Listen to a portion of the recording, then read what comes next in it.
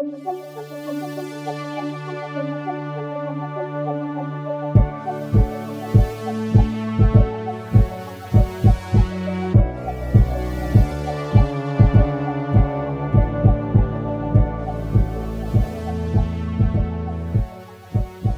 tout le monde et bienvenue dans l'ombre du dragon. Aujourd'hui, c'est la réunion d'Apocalypse Keys. Donc, on vient de finir notre campagne et on fait un petit retour sur notre campagne en général, sur le jeu, sur le système. On va vous parler de notre expérience et de qu'est-ce qu'on a aimé peut-être, qu'est-ce qu'on a moins aimé, etc. Donc, si vous n'avez pas fini la campagne, allez-y, allez la finir. Mais ça, même si vous ne l'avez pas fini, vous pouvez écouter notre discussion. Ça va vous donner une petite idée peut-être si vous avez envie d'apprécier, d'observer et de découvrir un peu plus le jeu. Donc, quand on a commencé cette campagne-là, c'est Dominique qui nous a offert de jouer à Apocalypse Keys alors qu'il était encore sur Kickstarter, qu'on avait le premier jet, que maintenant la version finale est pas mal sortie. On ne sait pas encore si potentiellement ça va peut-être sortir en papier disponible à tous là, éventuellement, mais pour le moment, c'est seulement disponible à ceux qui l'ont supporté sur Kickstarter. Puis la première question va être à toi, Dominique, de qu'est-ce qui t'a attiré dans Apocalypse Keys? Qu'est-ce qui a fait que tu as vu ce jeu-là et tu as décidé, OK, je veux qu'on joue à ce jeu-là, je veux vous le faire essayer. Déjà, c'est Ray Nedjadi, qui est un auteur que j'apprécie beaucoup et qui est une valeur sûre, honnêtement. C'est inspiré de d'autres jeux que j'apprécie, des jeux propulsés par l'Apocalypse comme Mask ou Monster Hearts. Il y a des similitudes là, certaines mécaniques. C'est aussi similaire à Brindlewood Bay et The Between, qui sont des jeux de Jason Cordova qui font de l'enquête émergente. Donc, c'est un peu un mélange de ces influences-là. Puis en plus, il y a un thème, c'est un thème un peu surréaliste, un peu ésotérique, avec des livrets qui sont, ma foi, relativement intrigants. Et je me demandais comment ça allait finir en jeu. Puis je me dis, tant qu'à trouver du monde avec qui jouer, des gens que je savais qu'elle allait embarquer parmi toutes les belles gens qui sont ici. Puis non, je suis bien content d'avoir essayé. Puis les autres, quand vous avez vu la proposition de Apocalypse Keys, quand Marc, on t'a proposé de te joindre à nous pour la campagne, qu'est-ce qui vous a attiré dans le jeu personnellement? Moi, j'irais à dire que les livrets m'ont beaucoup intéressée, là. J'aime beaucoup les, jeux Powered by Apocalypse, puis, les livrets étaient extrêmement évocateurs dans leur façon comme de placer c'était pas des monstres comme tout est centré autour de monstres, mais c'est vraiment pas les monstres normales qu'on voit, là. C'est pas ton vampire, loup-garou et cetera. Fait que tout était vraiment super évocateur, puis il y avait une belle saveur dans le jeu. C'est vraiment de nous rejoindre. De mon côté, c'est les livrets aussi, mais c'est vraiment au niveau de la dualité des personnages. Il y a tout le temps des moves bons puis des moves moins bons qui peuvent transformer le monstre en précurseur. Donc, c'est vraiment cette balance-là à maintenir tout le temps. De mon côté, personnellement, c'est vraiment dès que j'ai eu la proposition, j'étais allé voir le Kickstarter, puis je pense que je l'ai backé avant même qu'on commence à jouer, là. Genre, le thème m'a vraiment, vraiment attiré. J'aime les affaires ésotériques. J'aime la fantaisie moderne aussi. Je trouve que c'est un thème qui est pas toujours exploité ou pas toujours bien exploité dans les jeux de rôle. Puis sinon, moi, comme vous, là, les livrets, à la lecture, t'es comme c'est c'est même pas des archétypes de monstres que tu es habitué nécessairement, c'est vraiment des concepts originaux qui te poussent dans des directions vraiment éclatées, là, quand même. Pour ceux qui ont vu la campagne, nos personnages étaient vraiment dans un univers qui était le leur. Là. C'est pas le genre de personnage que tu vas retrouver dans d'autres parties de jeux de rôle, du moins pas à mon avis, là, que je connais. Des personnages assez loufoques. Puis aussi, Dominique a dit que c'était inspiré de Brindlewood Bay puis ces autres systèmes-là que moi, j'avais jamais vu J'avais jamais joué à un jeu d'enquête émergente. On pourra en reparler de ça, mais ça, c'était une expérience également que je voulais vivre, là. Et toi, Marc, qu'est-ce qui t'a attiré dans Apocalypse Keys? Moi, j'avais déjà joué à Brindlewood Bay. Donc, ce côté-là, moi, ça m'a pas rebuté. Au contraire, c'est quelque chose qui m'a incité à regarder un petit peu plus en détail le jeu. Je te dirais que ce qui m'a attiré le plus, comme je suis quand même habitué avec les PBTA en général, c'est vraiment la proposition très précise de ce jeu-là. Donc, un peu semblable à toi, Étienne. Vraiment le contexte, le setting. Où est-ce qu'on part au niveau de l'histoire? Moi, en tout cas, au départ, c'est vraiment ce qui m'a attiré le plus. Parfait. Puis, ça ressemblait à quoi au niveau de la préparation de la campagne, Dominique? Je sais que tu as pris des aventures un peu qui étaient déjà préfaites, mais c'est-tu classique PBTA, tu peux te lancer direct ou il y avait quand même de la préparation à faire? La prépa quoi? Euh, non, il n'y avait pas beaucoup de préparation. Déjà, parce que comme tu le dis, c'est un jeu propulsé par l'Apocalypse, donc généralement, ces jeux-là mettent beaucoup l'accent sur le fait de collaborer justement à une narration émergente avec les joueurs et joueuses. Il y a aussi le fait que, comme c'est de l'enquête émergente, ça veut dire que la solution à un mystère ou à un meurtre, par exemple, n'est pas décidée à l'avance. Donc, moi, mon travail, en fait, de maître de jeu, c'est surtout pendant la partie. C'est-à-dire, c'est de contextualiser, par exemple, les clés ou les indices que vous trouvez. Ça, c'est quelque chose qui pouvait quand même être demandant, ce qui ne veut pas dire que j'avais pas de rien comme contexte, dans le sens que, comme tu dis, j'ai utilisé des scénarios, des contextes. Quand on dit scénario, il faut le voir très largement, là. C'est des personnages, des lieux, des choses comme ça, avec une intrigue très largement esquissée. Donc, on a tous ces éléments-là dans lesquels je pouvais puiser, mais il faut quand même que pendant la partie, je fasse des liens rapidement entre les différents trucs. Puis là, si, par exemple, l'horloge avance, là, je vais voir sur quels sont les événements en fait, qui arrivent lorsque l'horloge de Doomsday Clock augmente, des choses comme ça. Il y a quand même plusieurs outils qui m'épaulaient là-dedans. Mais il y a une complexité qui est quand même là, je crois, qui est, alors qu'on joue, de mettre tous ces éléments ensemble et de les faire fonctionner. Vous, d'ailleurs, je ne sais pas si vous trouvez ça simple de résoudre l'enquête, justement, en ayant ces clés qui, des fois, étaient un peu, un peu hétéroclites, là. Surtout dans le deuxième mystère, là, c'est pour ceux et celles qui l'ont écouté à la maison. Nous-mêmes, on voyait ça évoluer, puis on n'avait aucune façon de savoir où ça allait finir, là. Moi, personnellement, c'est quelque chose que j'ai vraiment tripé. Le fait que c'est un peu nous qui faisait la solution. Des fois, c'était pas évident, surtout les 2 fois, on a raté la solution qui nous paraissait la plus évidente. Fait qu'après, c'est comme si tu avais un casse-tête devant toi, essentiellement, puis que tu forçais les pièces pour que ça fitte. Fait que des fois, c'est sûr que c'est un peu l'effet des PBTA puis de ce genre de jeux-là en général, là. Des fois, les histoires vont être peut-être un peu moins totalement cohérentes. Des fois, vu que tu improvises beaucoup, il va y avoir des petits côtés peut-être là, moins tissés, serrés que dans une histoire qui est déjà que la personne, le maître de jeu, a tout pensé, etc. Mais en même temps, tout le monde est au courant, puis tout le monde accepte ça, je pense. Puis pour moi, c'est quelque chose qui collabore au plaisir de découvrir ça ensemble.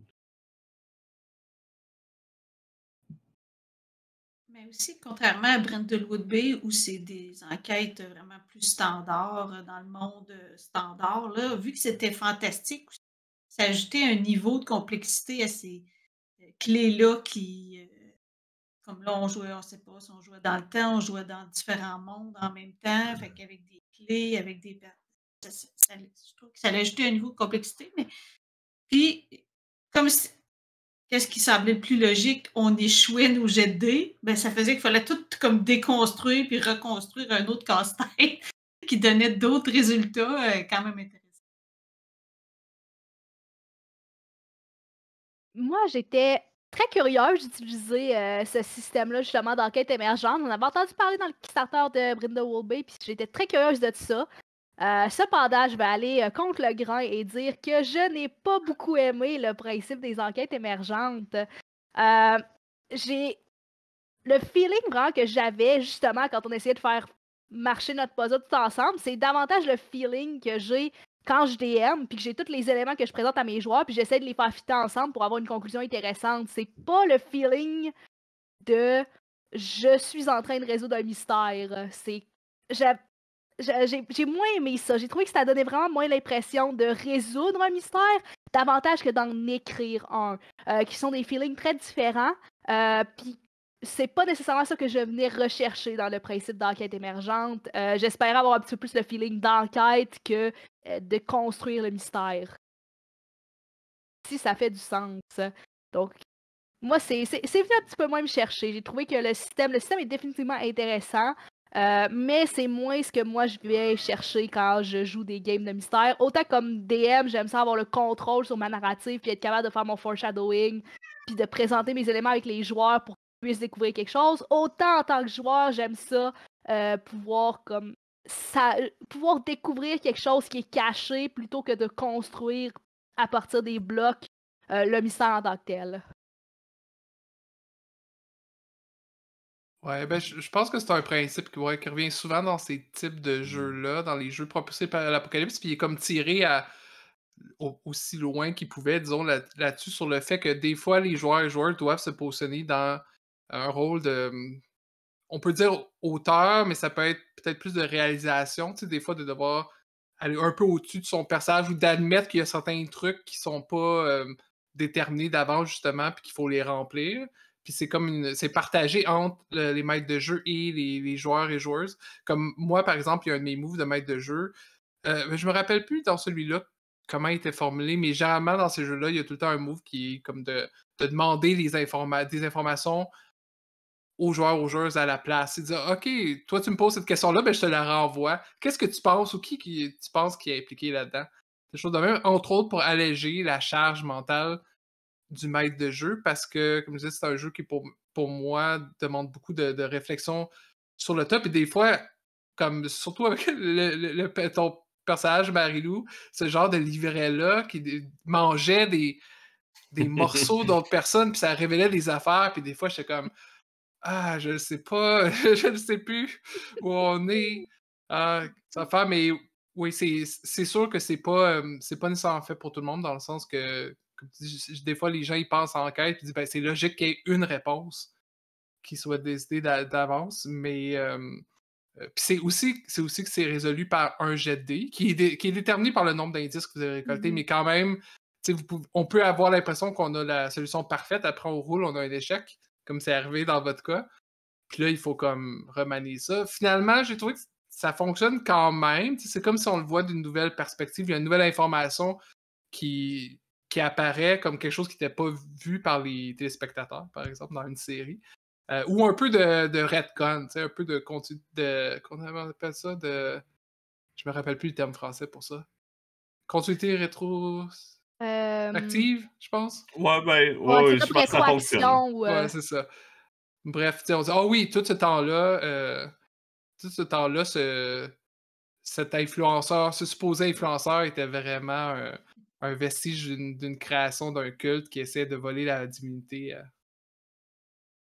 à votre ami. Ça, c'est ça. Mais tu sais, on a senti qu'il y avait, ne serait-ce qu'au début, quand même un petit temps d'adaptation, puis de ton côté aussi, veux pas, là. Tu sais, des fois, on faisait des moves, puis c'était comme, OK, c'est supposé nous donner une réponse, mais pas total, ça nous donne pas une clé, mais ça nous donne des informations. Fait que là, tu sais, les gens ne l'ont pas vu, là, on a eu des conversations après les parties aussi de, OK, comment on gère ça, les informations, ou qu'est-ce qu'on fait par rapport à ça. C'est sûr que c'est très différent, là. Toi, Marc, tu avais déjà joué à Brindlewood Bay. Est-ce que tu aimes ça, l'aspect de comme reconstruire le mystère puis sans vraiment savoir c'est quoi? Ouais.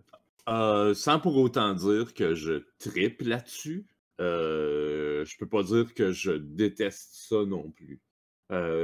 C'est vraiment quelque chose que faut établir, à mon avis, à la session 0 avec les joueurs-joueuses, que c'est ça qu'on va faire et c'est ça qui va se passer. Je sais que il y en a certaines qui préfèrent avoir un scénario établi avec des choses qu'on va trouver, tu sais, OK, avec un MJ qui a une liste d'indices, puis qui a soit un but ou quelque chose à la fin qui est déjà établi. Là, ici, c'est pas ça pantoute. Comme l'a dit Dominique, il n'y a pas vraiment de préparation à avoir, ou en tout cas, il n'a pas semblé en avoir tant que ça. Puis la raison est simple, c'est parce que à la fin, lui-même, il ne sait pas qui fait quoi, pour quelle raison, puis comment cette personne-là essaye d'arriver à ses fins.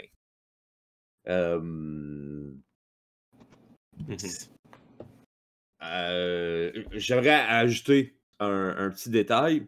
Brindlewood Bay, en fait, oui, c'est vrai qu'au départ, c'est dans le monde régulier. Mais je vais peut-être dire un petit spoiler alert. Plus on avance dans l'histoire, plus on a des sessions dans Brindlewood Bay, plus on se rend compte que c'est dans un univers Lovecraftien. Donc, ça reste quand même avec une possibilité de trucs un petit peu plus fantastiques ou plus flyés, là. Mais je suis d'accord, puis c'est intéressant que tu amènes ce point-là parce que je pense que l'auteur disait, dans le cas de Brindlewood Bay, il fallait être clair dès le début sur ça, justement, le fait que le ton est à la fois cosy et à la fois horreur pour pas surprendre les joueurs. Puis je pense que dans Apocalypse Keys, c'est très important dès le départ de dire, premièrement, vous allez enquêter, mais il n'y a pas de solution préfaite. Et deuxièmement, qu'est-ce que sont vos personnages? Qu'est-ce qu'ils pourraient devenir? Le fait qu'ils sont des monstres complexes, mais sont des monstres qui pourraient finir des précurseurs de l'Apocalypse. Puis à part quelques inspirations comme Hellboy, mais même ça, je connais pas assez pour m'aventurer là-dessus, mais c'est pas.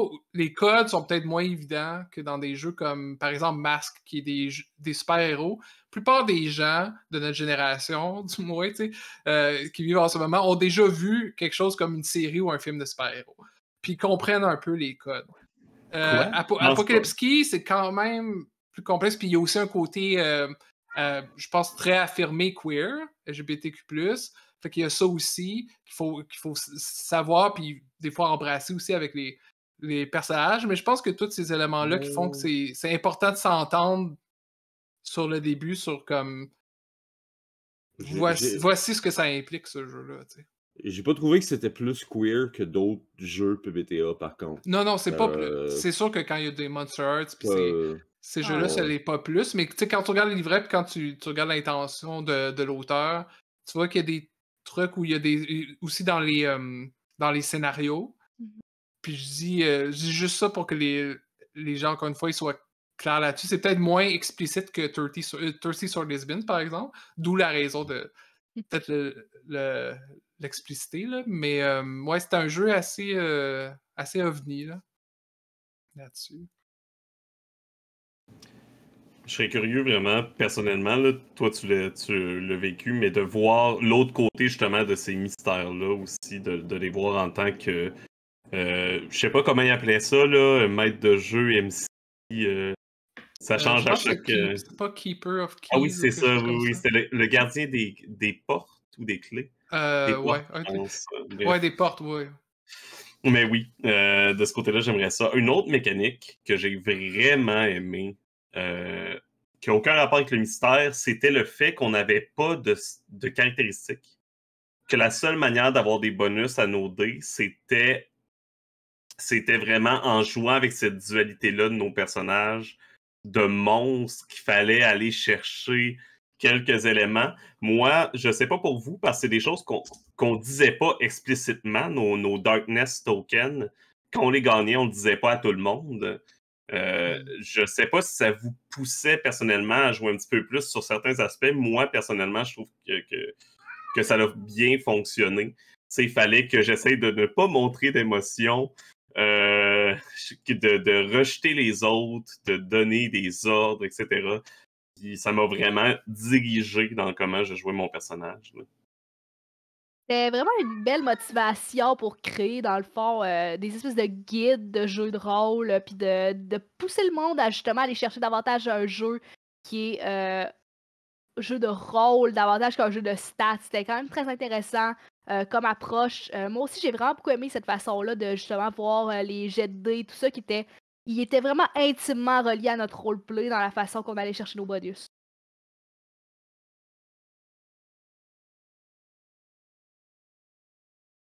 D'ailleurs, cette mécanique-là des jetons est très similaire à. Puis en fait, je pense qu'elle a été volontairement répliquée de Libreté, qui est un jeu français avec la bille noire, qui est quelque chose, si tu accumules trop, tu l'utilises pour pouvoir réussir des gestes, si je comprends bien, mais si tu accumules trop, après, tu risques d'exploser parce que. D'exploser au sens figuré, là, au sens littéral, de rage ou d'émotions fortes, tout ça. Puis je trouve ça intéressant parce que ça montre qu'il y a des influences. Pas juste dans le monde américain, mais en dehors, à travers le monde. D'ailleurs, Ray notre premier scénario qui se passait dans les Philippines, ça, j'ai l'impression que je dis niaiserie, ça fait longtemps depuis, mais oui, Oui, dans les Philippines, ça, parce que Ray vient de là. Mais c'est le fun. Puis je sais qu'il y a des communautés fortes là-bas de création de jeux de rôle, puis de voir qu'il y a des échanges comme ça, je trouve ça vraiment chouette. Je pense que c'est, à mon avis, parce que chaque PBTA a une spécificité qui lui est propre. Je pense que c'est ce qui le démarque le plus, ce jeu-là, de d'autres PBTA, en fait. Moi, cette mécanique-là, j'avais pas joué à Libreté. C'est pas une mécanique que j'ai vue dans aucun autre jeu ailleurs. Et je pense que c'est ce qui en fait sa force et ce qui devrait attirer le plus les gens qui s'intéressent à ça. Par contre, puis moi, c'est quelque chose que j'ai expérimenté au début. Je ne savais pas comment ça marchait, ça. Pour moi, quand je voyais ça, pour moi, c'est quelque chose que je pensais que c'était le rôle du MJ. Et ça m'a pris quelques temps, durant la première session, avant de comprendre que, OK, ça, c'est un travail que moi, je dois faire. Mhm.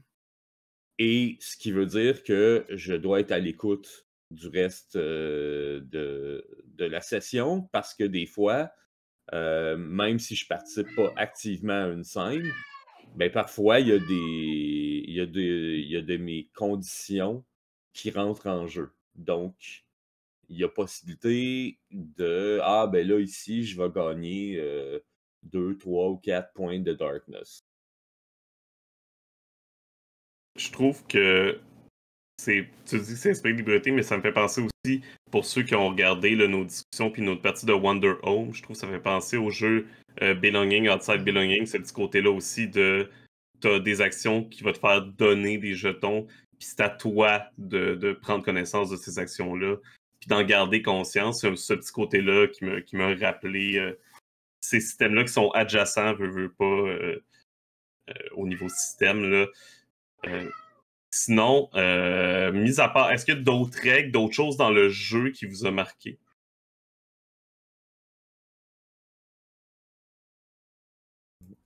J'ai personnellement beaucoup aimé. Je sais qu'il y a quelques. C'est pas tous les livrets qu'il y en avait, mais dans le fond, on était tous à risque de devenir des précurseurs et on pouvait accumuler de la ruine qui nous rapprochait de ça. Mais il y avait aussi plusieurs livrets qui étaient quand même très intéressants dans le fait qu'ils avaient aussi des moves et qui déclenchaient leur propre clock, un petit peu comme une Doomsday Clock personnelle qui nous rapprochait beaucoup plus rapidement de notre destin de précurseur que la ruine l'aurait fait. Et je pense que c'était très intéressant comme décision parce que je pense que ça donne beaucoup d'agence aux joueurs, de liberté de décider vers quel genre de jeu est-ce qu'ils s'en vont. Parce que un joueur pourrait décider, je suis pas très intéressé avec que mon personnage devienne un précurseur, je vais aller davantage, je vais éviter ces moves-là, je vais éviter de prendre trop de ruines et ça va être relativement facile de me garder en dehors de ça.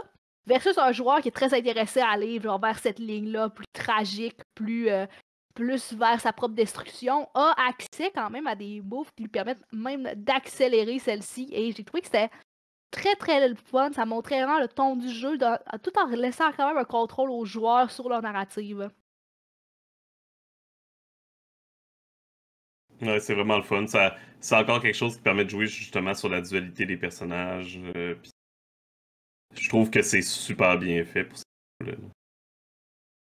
En ce qui concerne notre campagne, je crois, on en a parlé après qu'on l'ait terminé, mais on a tous apprécié cette campagne, autant que pour le côté un petit peu plus intense de la première enquête, pour le côté totalement déjanté de la deuxième, qui allait, on était vraiment dans du surréalisme délicieux. C'est quoi le moment qui vous a marqué le plus, incluant Dominique également, parce que ce genre de jeu-là, il fait aussi pour surprendre le maître de jeu, le gardien des portes.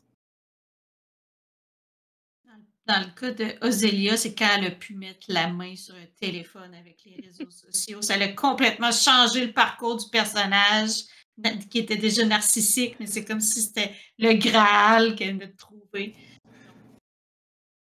Ça l'a vraiment centré ton roleplay là-dessus après. Avec les nouvelles interprétations de Dominique d'un chat de Twitch. C'est purement fictif. Aucun lien avec la réalité. Moi, personnellement, ce que j'ai vraiment beaucoup aimé, c'est il y a vraiment eu des belles scènes de la relation d'Atlas 02 avec Atlas 01. C'était vraiment des scènes tragiques, tristes, intimes, puis j'ai adoré ces scènes-là. C'était d'une toute beauté de voir comme ces deux créatures qui genre, avaient une compréhension d'entre eux autres qui était inégalée avec n'importe quoi autour. Que juste avoir cette espèce de moment intime-là, trash mais beau en même temps, là, j'ai beaucoup aimé ça. Moi, je pense que mon moment préféré de la campagne, c'était même pas avec mon personnage.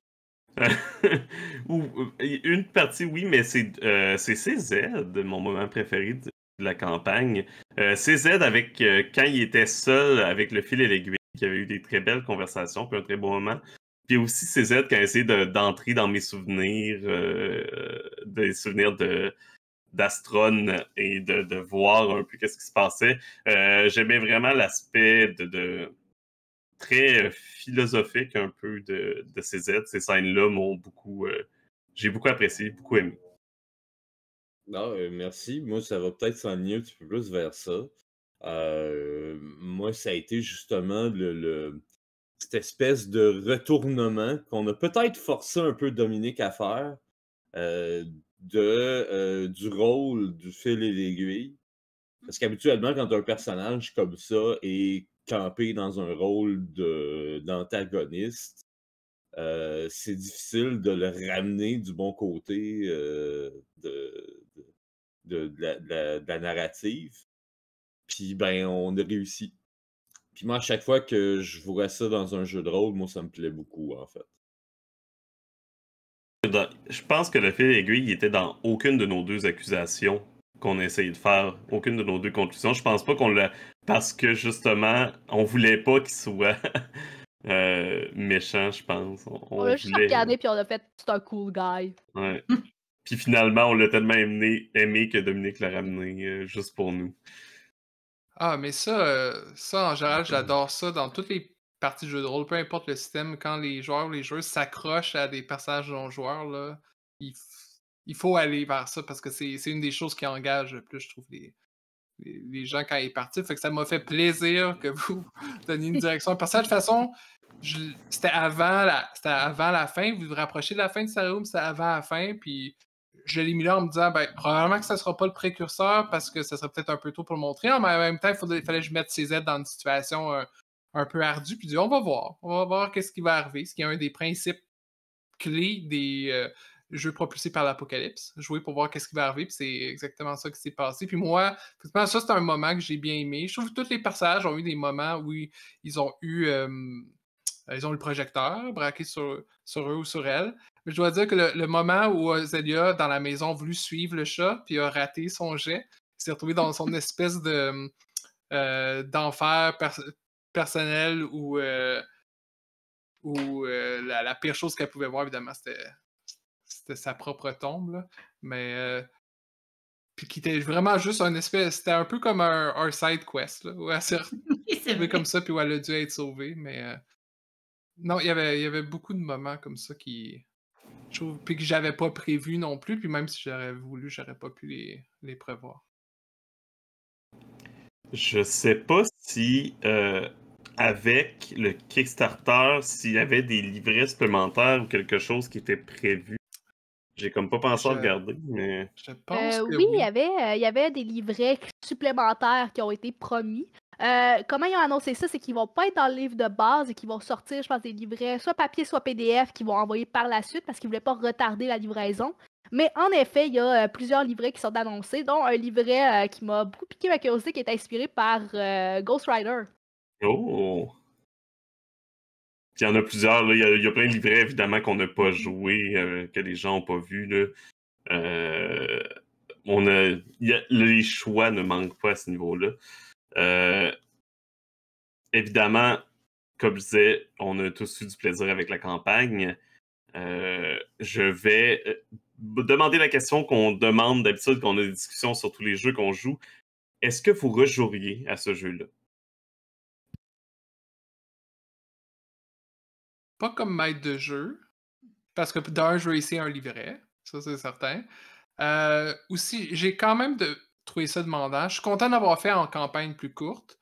Parce que pour moi, ça, puis par exemple, Urban Shadow, c'est similaire là-dedans. Je trouve que ça demande beaucoup parce qu'il y a beaucoup de relations conflictuelles, puis il y a beaucoup de couches, si on veut, possibles à l'intrigue, puis ils sont pas nécessairement planifiées d'avance. Fait qu'il faut beaucoup se revirer sur un scène, comme on dit. Fait que je trouve ça un peu exigeant, mais ça, c'est par rapport à moi, puis à ma capacité d'improvisation. Alors que joueur, tu as un cadre. Quand tu joues un livret, tu as quand même un cadre plus restreint, puis là, tu peux essayer vraiment jouer juste sur tes thèmes. Je dis pas que tu joues aussi avec les autres, évidemment, mais tu peux te concentrer sur ces thèmes-là. Mais je rejouerais pour essayer un livret, certainement.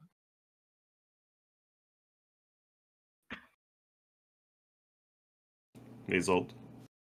Je rejouerais, mais j'apporterais quand même des modifications. Probablement que j'utiliserais moins les mécaniques d'enquête émergentes. J'irais pour une formule un petit peu plus classique de mystère.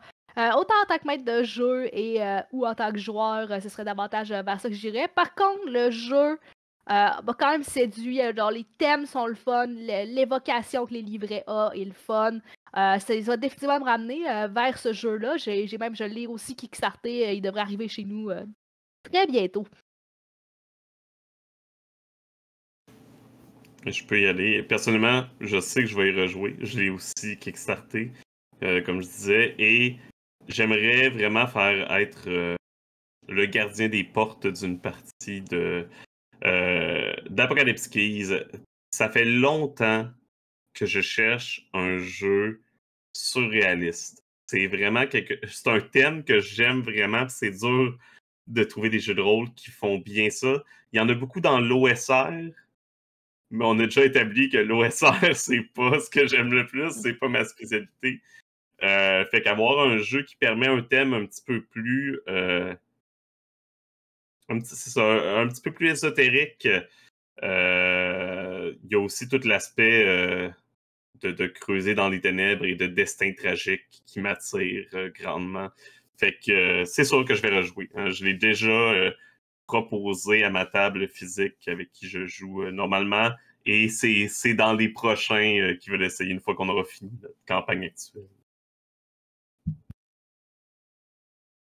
Dans mon cas, c'est sûr que oui. C'est sûr que je ferais un personnage probablement plus émotif parce que là, je faisais vraiment un personnage narcissique qui était comme une solitude à travers les autres. Donc, j'essaierais de m'engager vers un personnage avec peut-être plus d'inspiration. Mais comme joueuse, là, je pense pas que je serais prête à être maître du jeu dans un jeu comme ça. Mais comme joueuse, avec un autre livret, oui. Moi, sans pour autant dire que j'ai kickstarté le jeu parce que je l'ai pas fait, puis je l'ai pas acheté non plus.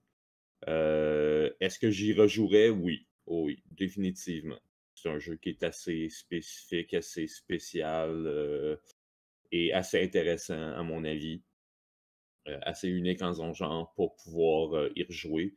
Je pense que je préférerais peut-être être MJ que être joueur. Mais c'est clair que je n'y jouerai pas de la même façon qu'on y a joué. Ça, je vais peut-être y revenir au niveau de mes. Quand je vais m'exprimer au moins des points que je trouve plus faibles, autant de la campagne que du jeu.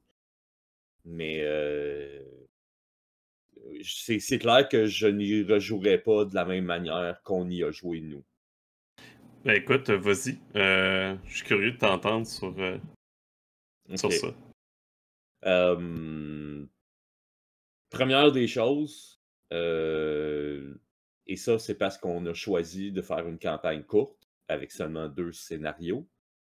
Ce qui veut dire qu'on a pris la décision, puis c'est quelque chose qui était, du moins de ce que Dominique nous a dit, c'est quelque chose qui était recommandé dans le jeu, de donner de prendre des avancements après chaque session.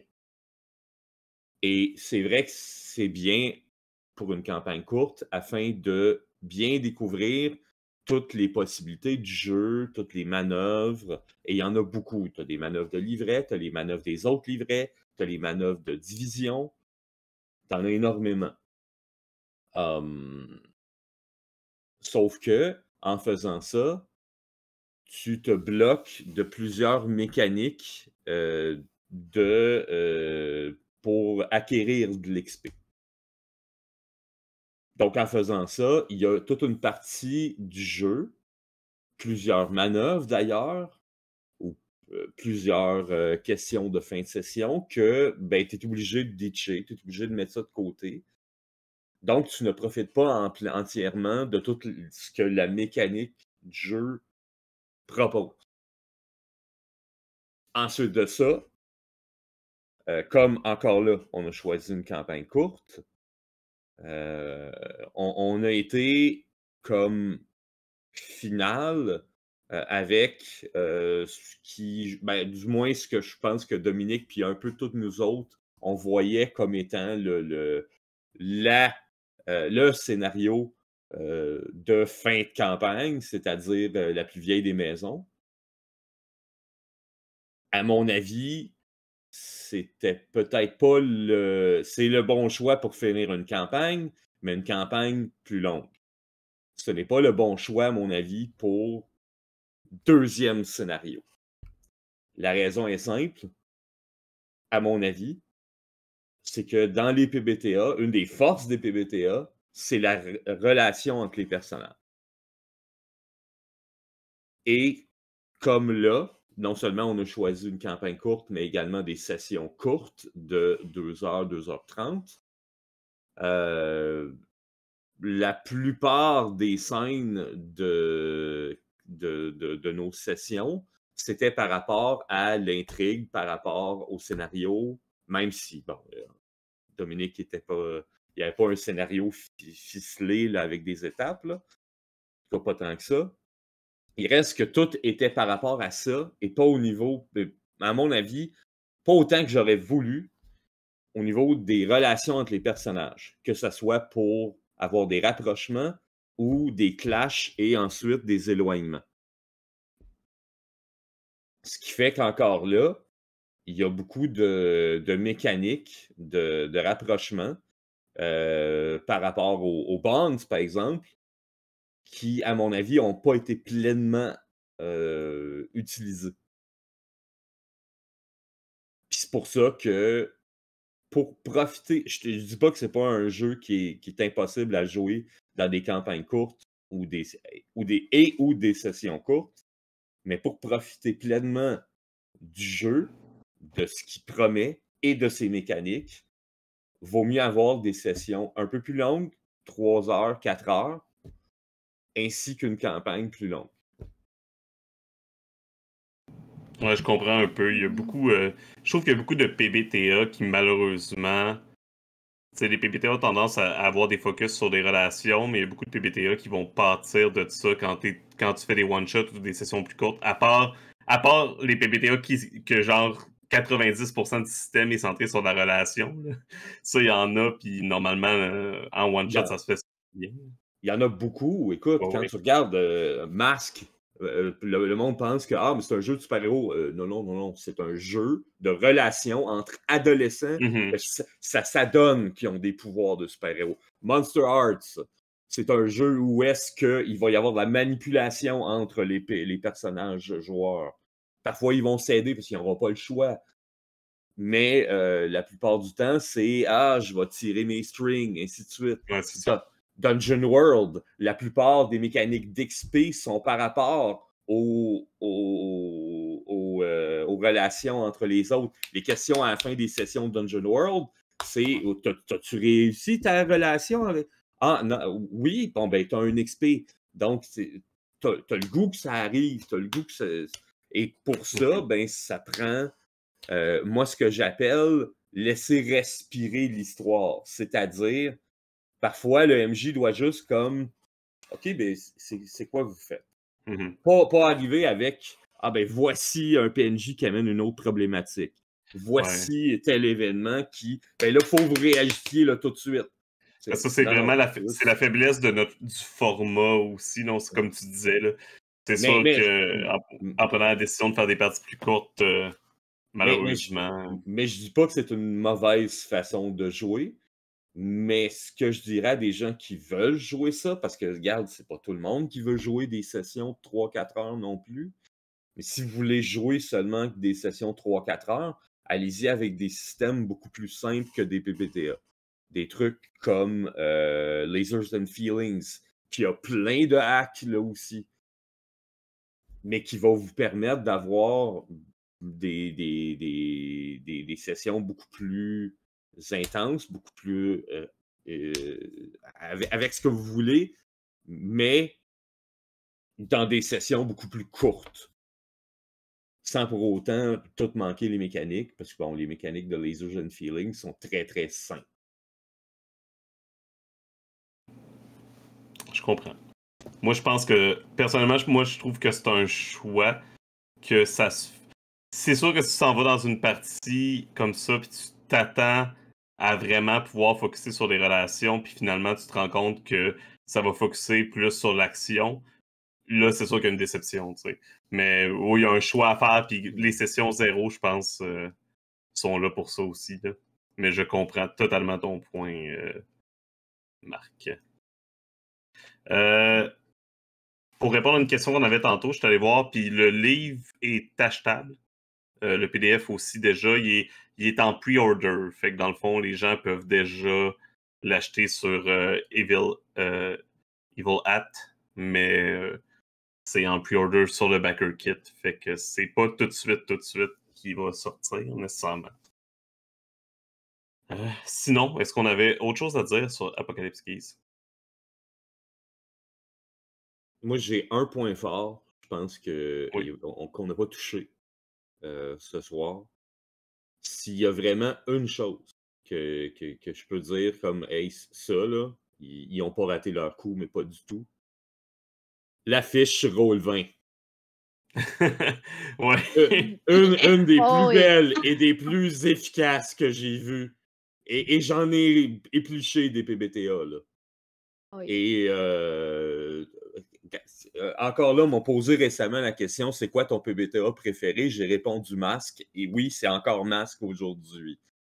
Par contre, la fiche de Masks, pour avoir joué plus de 80 sessions de Masks, des fois, elle me fait rager. La fiche Roll20, je parle. Pourquoi? Parce que les manœuvres sont pas programmées. C'est toi, il faut qu'il y ait copier, coller. Ensuite, oui, OK, les mécaniques d'étiquettes sont c'est super, ça va. Ouais, sauf que dans le jeu, les étiquettes, pas les étiquettes, les états émotionnels sont reliés à des manœuvres et non pas aux étiquettes. Sauf que dans Roll20, c'est programmé pour. Fait que là, quand tu as des manœuvres de livret qui viennent dire ben là, telle chose, tu le roules avec une autre étiquette, ben ça vient complètement fourrer. Là, je suis obligé de dire aux joueurs ouais, mais là, tu as un -2 sur cette affaire-là, même si tu roules avec un autre étiquette. La fiche sur Roll20 d'Apocalypse Keys, magnifique. Merci. C'est un bijou de programmation, à mon avis. J'adore vraiment beaucoup. Juste au niveau d'avoir une fiche où est-ce que quand tu as des avancements, tu te dis OK, je vais aller chercher telle manœuvre de tel autre livret. Puis là, moi, je me préparais, là, parce que même dans la fiche de Monster Hearts, où est-ce que si tu vas chercher une manœuvre d'un autre livret, il faut que tu ailles la copier-coller. Puis là, j'étais là, OK, je vais aller faire ça. Puis là, j'étais là, je vais essayer voir. J'ai changé le skin de mon livret dans Roll20 et j'ai été cocher la manœuvre et ensuite je suis revenu à mon livret à moi dans Ah, la. ouais. Ah, ouais. Et Ouais. savez-vous quoi? Ça a marché. Après ça, je suis revenu, puis dans la section Moves, j'avais la manœuvre de l'autre livret de cocher. C'est à ce point-là bien fait. Ah, pour vrai, puis il y a des raccourcis pour toutes les sections. Puis... En bas, oui. Ah oui, c'est ça, en bas de la fiche. Pour vrai, vous ne l'avez pas vu, là, les gens qui ont regardé nos parties, mais pour vrai, c'était... Quand tu joues en ligne, des fiches comme ça, c'est du bijou, puis ça te simplifie tellement la vie parce que tu peux te concentrer sur la partie au lieu de te concentrer à trouver les affaires sur ta fiche. Oui. C'est absolument magnifique. Puis je regarde ça, puis je suis là comme, mais mon Dieu, pourquoi vous n'avez pas fait ça pour un jeu comme Mask, par exemple? Ça aurait tellement mieux fait. Mais bon. Là, on se rend compte que les fiches Roll20 sont souvent maintenant rajoutées comme des choses dans le Kickstarter qui vont être développées, justement, on dirait pour prendre le temps de bien faire ça. Puis on dirait que ça... Puis sur d'autres plateformes que Roll20 aussi, où ça se fait, mais ouais, on dirait que c'est de plus en plus dans l'idée, c'est peut-être l'air du temps que les gens jouent de plus en plus en ligne. Donc, ils veulent offrir ça comme un produit qui soit bien fini. Même maintenant, il y a des jeux comme Yazebuzz qui vont se jouer avec des avatars. Tu sais, ça commence à ressembler quasiment à des jeux vidéo là, sur les plateformes. Fait que c'est... Non, ça c'est bien, surtout quand je me rappelle les débuts de Roll20, puis il y a souvent des fiches ça, qui n'ont pas été modifiées depuis très longtemps et qui sont plus difficiles à chercher, comme on dit, comme Iron Sworn. Là. Chercher une move dans la forêt d'Iron Sworn versus cette fiche-ci, c'est deux mondes différents. Donc, les designers de fiches électroniques, vous savez quoi faire maintenant, c'est aller regarder la fiche d'Apocalypse Keys.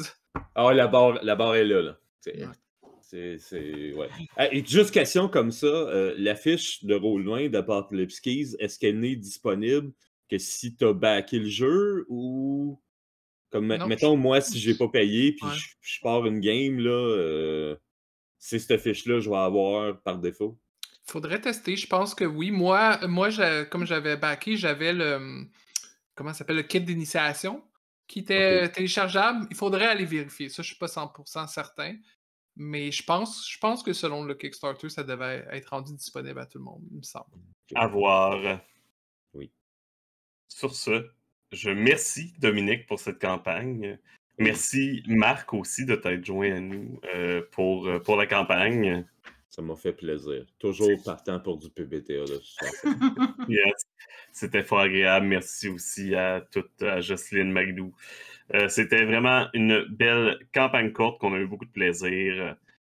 Et sur ce, on vous souhaite une excellente journée. On vous dit à la prochaine. Bye bye. Bye bye. Bye bye, bon jeu.